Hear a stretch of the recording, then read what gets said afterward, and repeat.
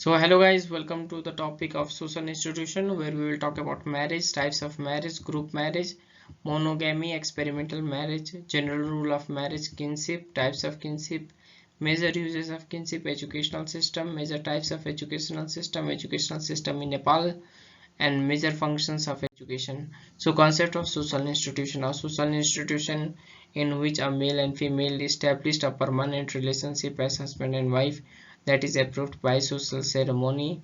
It is a contract in the Western society and sacred bond among Hindus between bride and bridegroom that provides legitimacy for sex, sexuality and reproduction. Now, types and forms of marriage, where there is group marriage, polyandry, where it includes fraternal polyandry and non-fraternal polyandry. Next is polygamy, where it is in two types, sororal polygamy and non-sororal polygamy. Next there is monogamy and experimental marriage. Now talking about group marriage, the marriage of two or more women with two or more men.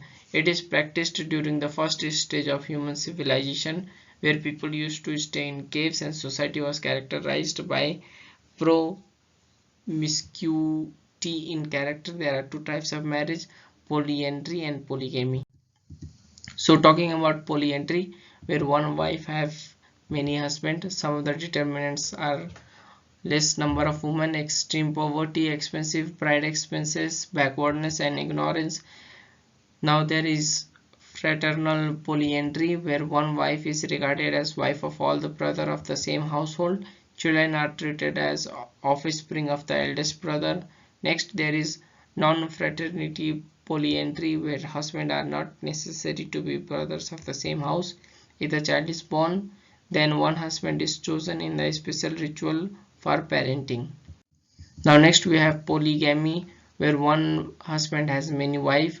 It was closely related to the institution of slavery, economic necessity, development in animal husbandry, cheap and reliable factor labor for agriculture, desire for more children, more number of women and social prestige.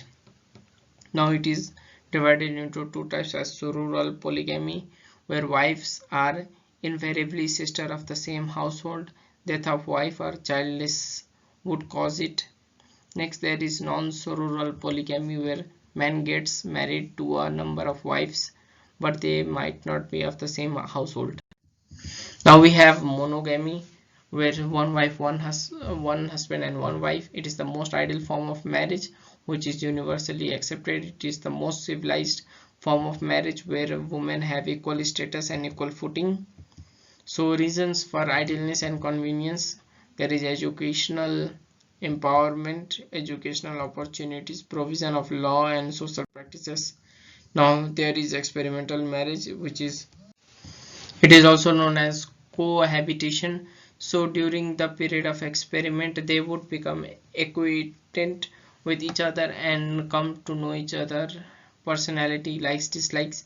If they find compatibility personality, they may enter into a permanent knot. Otherwise it is a mutual consent which can be dissolved easily. It can be love, capture, court, compassion, marriage, etc.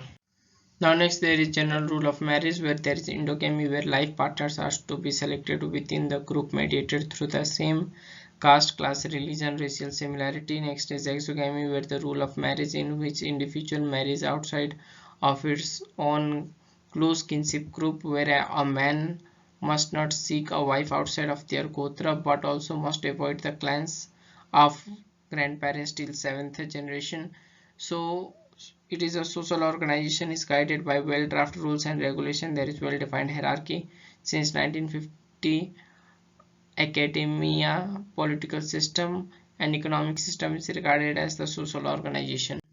Now next there is kinship. It is the bond of blood or related affine, which means relative by marriage to a marriage relationship that binds people together as a group, where group solidarity, kinship, alien and integrity among the member help in cementing them together. There are four basic principles while forming a kinship according to Robbins Fox, where the women have capacity to bear children, men impregnate women, men upon exercise control over women, and primary kins don't mate with each other.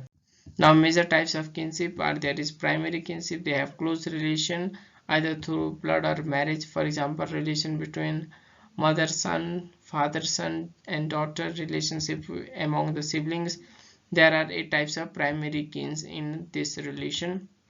Next there is secondary kin, where it prevails particularly outside of the nuclear family. For example, relation between mother's brother, father's brother or sister, and other relatives. Next there is tertiary kins, where it refers to the secondary kins of the primary kins. They are far but relative all the clans in the large family based relatives and ephemeral based relatives. There are 151 types of tertiary kins in relation. Now major uses of kinship. There is rule of avoidance. It prescribes that men and women must maintain certain amount of modesty in their dress, speech, gestures, code of conduct. It is a classical Hindu family called Buhari is not supposed to see the face of father-in-law. Next is a joking relationship, where one individual is allowed to mock or ridicule without being offensive. It permits to crack jokes and make funs to others. For example, Sali Bhinaju is an example of joking relationship in context of Nepal. Now next there is technonymy,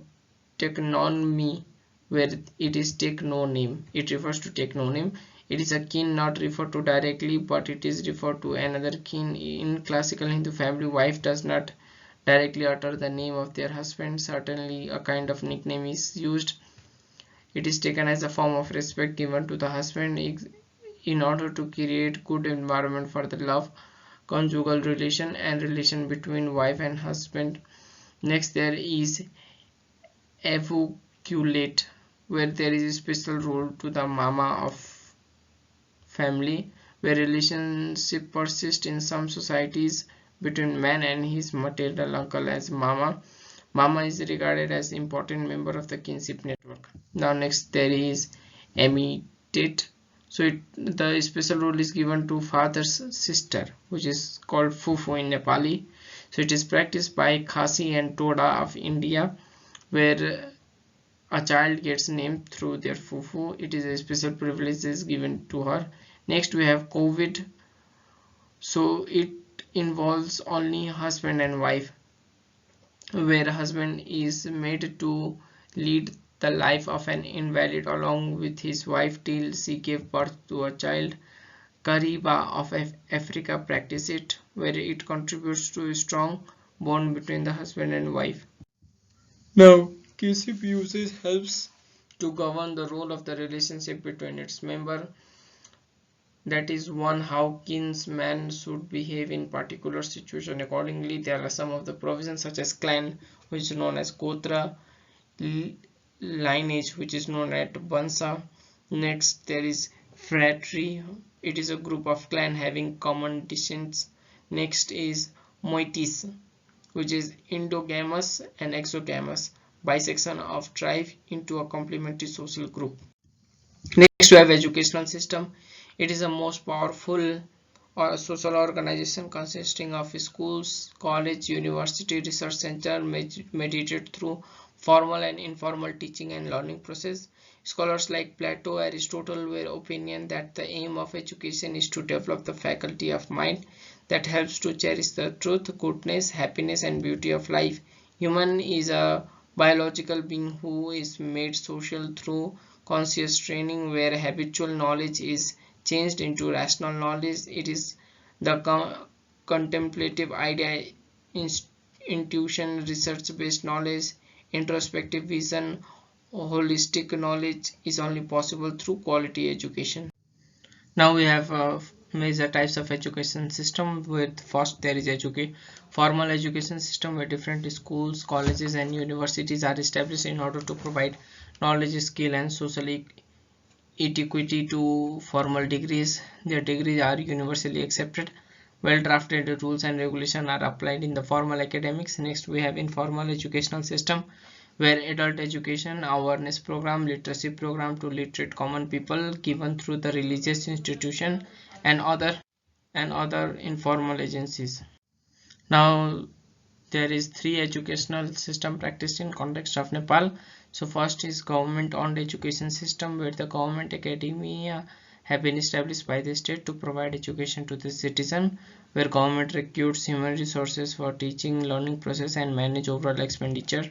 For example, Tirubhun University is government owned organization. Next we have community based education system, where the community members establish such organization for educational purpose, run certain rules and regulations similar to semi-government with no provision of the profit. For example, Kanya campus of Delhi Bazaar example of it, where fee is charged with a minimum cost for the organizational operation. Next there is private educational system, where the private hands run the institution within the certain rules and regulation by investing the amount by themselves. The main motive is to earn money in the name of quality education. Positive aspect is that they provide education with the responsibilities and competitive spirit. The negative aspect is that they charge huge amount of money for their own benefit in the name of quality education. Now major functions of education is high social mobility, where with the help of quality education graduates and postgraduate students have tapped opportunities in domestic and international market. And next is social progress and prosperity, where educated people can work effectively and expertly in each and every field, which helps them for their economic empowerment. New ideas, innovative thoughts and creativity is enhanced through education, which helps for social progress. Next we have helps next it is helps to complete the socialization process, where education helps in the quality of good citizen, upholding the law, knowledge, skills, virtues, provision of right and wrong, sense of belongingness, national and international glory, quantitative and qualitative life pattern. Now transmits national heritage, where patriotism, historical glory, geographical boundaries, sovereignty, integrity, music, literature, philosophy, religion, history, social ideology, etc. are transmitted through academia. Next, it helps to reform attitude and behavior, where social values such as cooperation, team spirit, obedience, fair play, mutual respect, honest. So thank you, that's the end of the part 1 of the chapter. Make sure you like, comment and subscribe. You guys are amazing, keep reading.